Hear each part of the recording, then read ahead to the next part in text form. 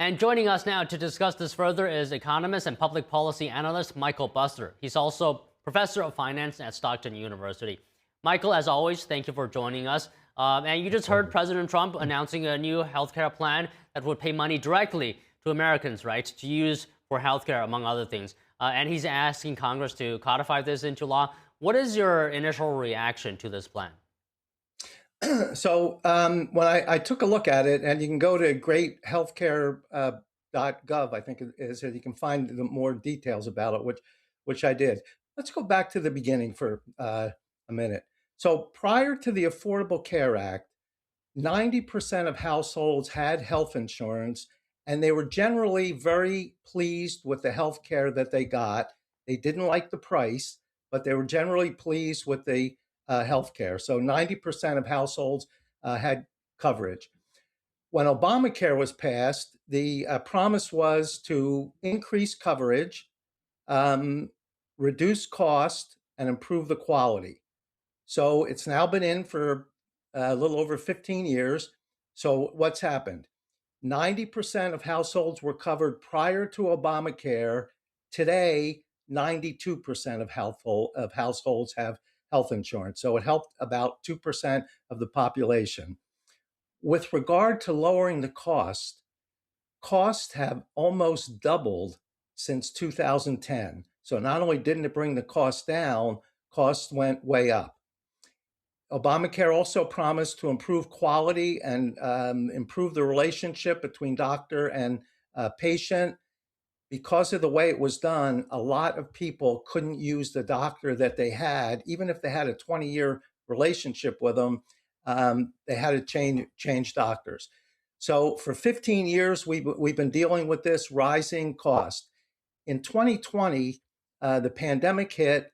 Unemployment went up to 13%, and even those working, their incomes weren't as high because some of them were only working part-time. Some couldn't work at all. As I said, the unemployment rate went up. So in 2021, Congress passed a subsidy, an increase in subsidy for Obamacare recipients.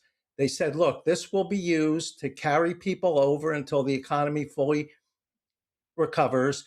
We'll make this sunset in 2025. So it's only supposed to last 4 years. So here we are now, and it's sunsetting, and which means those subsidies go away. So people who have been receiving those extra subsidies will lose those. Plus, Obamacare, healthcare premiums rather, have increased in the last 4 years. So we have a problem in Congress. In a couple weeks, the government could shut down again, depending on how what the Democrats and Republicans get together with these subsidy extensions. So President Trump said, let's take a look at some of these costs and see how we can get them down. One thing is Americans pay extremely high prices for prescription medications. Why is that? When I researched in the healthcare, into pharmaceutical companies, I found of the 10 drugs that they discover that could possibly be taken to market, only 1 in 10 of those actually reaches the market. And then the cost to take a drug from discovery up through commercialization costs $500 million, 5 or 600 million. So what the drug companies did was they said, look, we have to sell these worldwide. People around the world can't afford to pay these high prices. So they charge lower prices to everybody else, which means the Americans have to pay higher prices.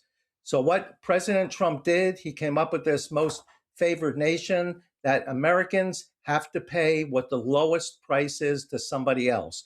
That will significantly reduce prescription drug prices. It'll raise them for other countries, but it will significantly reduce them for us. So that was the first part of it, lower drug prices. You had that chart up a minute ago. Then what he said is, we'll lower drug prices. We also want price transparency. So right now, when you need a procedure, you don't really know what it costs. You go to the doctor, he said you need a knee replacement. He said our orthopedic surgeon can do that. Now people don't ask what it costs because doctors don't offer what their prices are. So President Trump wants price transparency, and if one orthopedic surgeon is charging an outrageous amount, look at other reputable, board certified orthopedic surgeons. The sun's coming in my eyes here. And you can shop around for prices and try to get lower prices. So price transparency, lowering drug prices. And then the way the system's made up now is when you get a healthcare plan publicly, the government pays the healthcare the insurer directly instead of paying the individuals, and he wants to change that. All of that, he thinks, will be a first step in lowering healthcare costs. Okay, so Michael, a couple of questions I have here, and the main thing is, do you think this move by President Trump that he's going to give money directly to patients and consumers, right? Is that going to strike at the core of the issue? Is it going to actually lower healthcare costs more for Americans? Because, I mean, I'm thinking here, perhaps it increases competition, and that could, incentivize prices to be lower. But there are also, some downsides to this. For example, are people going to spend this money correctly, right? I don't know if that's a concern as well. But just your over thoughts on this. Is it going to actually lower costs? Yeah, so that's a real good point, Don. It's not going to lower costs, but President Trump says a lot of the costs that are being charged, people don't really see it because the government pays for it. If they had the money and they were going to pay for it, they may want to look around and shop a little more carefully. So you're right, this is not going to lower costs. It will increase competition and tend to keep costs down, but that in itself will not lower the cost. This is a good first step. It's not the solution to the healthcare problem, but I believe it's a good first step. And if this can all be implemented, and I'm hoping we don't have another government shutdown in 2 weeks. If we do, it'll be primarily on this issue. But if we can get all this implemented, and if Congress can work together instead of fighting each other constantly, and it's really horrible the way they fight each other, but if they can work together on this and try to truly get the cost down, get at the heart of the matter. What is it that's driving the cost up so much? Let them figure out exactly what that is and try to attack that. You can't do all that right away, but we can do that in what President Trump has suggested in a relatively short time period, and that would be the first step. And then let Congress take a look at let's overhaul the whole system. The Affordable Care Act is not working. I mean, it's just not working. It didn't do what it's supposed to do. Somebody in Congress or the medical field has got to come up with a better way to handle healthcare costs, to try to keep those costs down so that people can afford healthcare. Now, the market's reacting somewhat to this.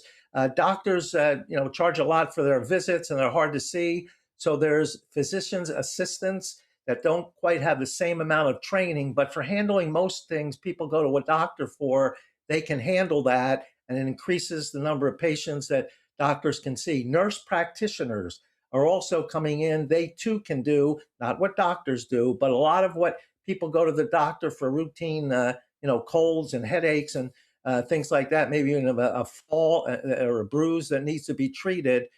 So we need to look at other ways to expand the number of healthcare professionals, increase the competition, and that should tend to lower healthcare costs.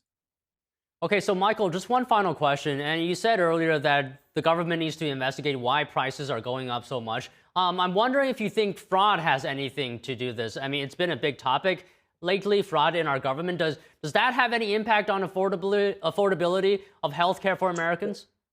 Yeah, so I don't have any factual data, but history indicates when the government's involved in plans like this, it tends to be not very efficient, and some fraud and corruption tends to come into play here. So I don't have any hard data. I can't make any conclusions, but if you look at the way other programs are handled, I would say the government involvement and the lack of proper oversight, and we're seeing what a problem that's causing, could be a part of why healthcare costs are going up so much.